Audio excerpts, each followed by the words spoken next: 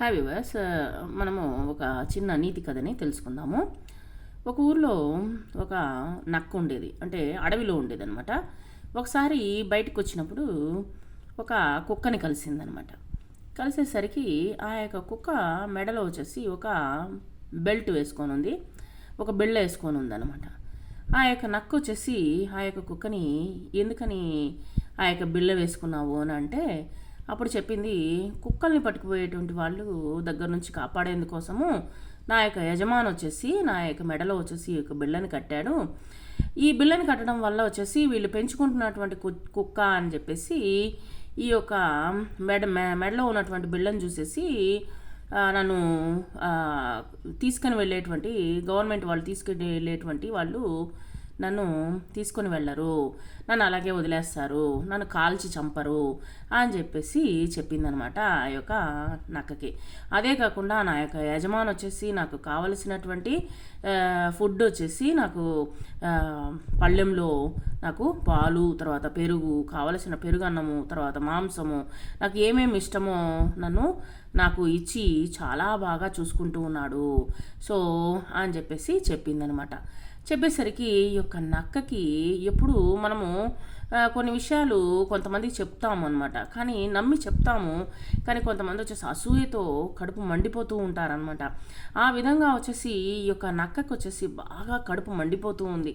సరే, నన్ను కూడా తీసుకెళ్తావా మీ యజమానికి దగ్గరికి అంటే, లేదు మా యజమాని దగ్గర తీసుకెళ్ళలేను, అతను కొడతాడు, నేను కానీ చూస్తే కొట్టేస్తాడు నన్ను అని చెప్పి చెప్పింది. కానీ అది నక్క, మన ఇద్దరు ఫ్రెండ్స్ కదా, మనము ఎలాగైనా సరే నన్ను తీసుకెళ్ళు అని చెప్పేసి చెప్పిందనమాట.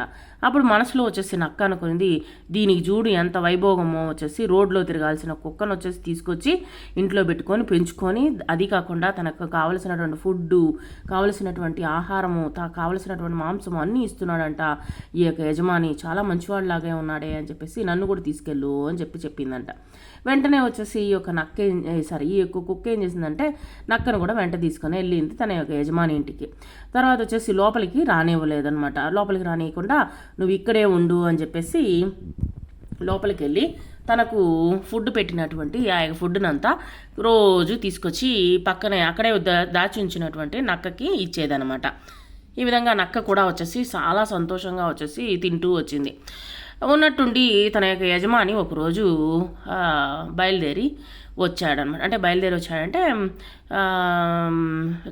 తన్ని ముద్దాడడానికి వచ్చాడనమాట కుక్కని.